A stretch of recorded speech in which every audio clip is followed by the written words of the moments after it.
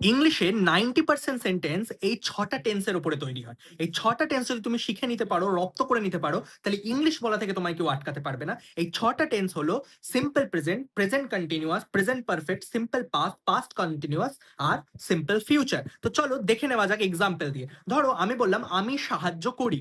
আমি সাহায্য করি English I help. I help মানে আমি সাহায্য করি। এটা হয়ে গেল সিম্পল প্রেজেন্ট। প্রেজেন্ট কন্টিনিউয়াসে কি বলবো?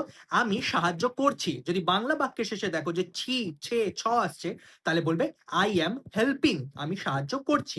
এবার প্রেজেন্ট পারফেক্ট। প্রেজেন্ট পারফেক্ট কি হবে? আমি সাহায্য করেছি। যদি তোমার বাংলা বাক্যের শেষে আসে এছি, এছে, এছ, তাহলে লিখবে I have helped. I have help. এছি, এছে, এছো এলে। এবার চলে এসো সিম্পল পাস্টে। যদি তুমি বাক্যটা এরকম তৈরি করো যে আমি সাহায্য করেছিলাম, মানে বাংলা বাক্যের শেষে যদি তোমার এ ছিল, এছিলাম এই ধরনের কথা এসে থাকে, তাহলে বলবে আই হেল্পড। I helped. এবার পাস্ট কন্টিনিউয়াসে আমি সাহায্য করছিলাম।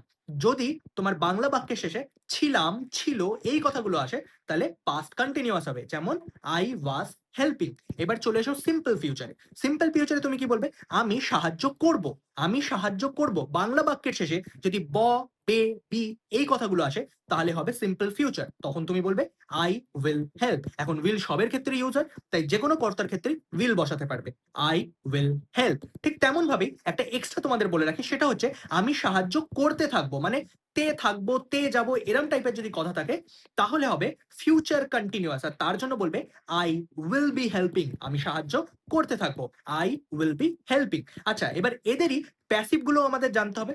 ধরে নাও যে যে কর্তার কথা তুমি বলছো সে কাজটা করছে না, তাহলে কি হবে?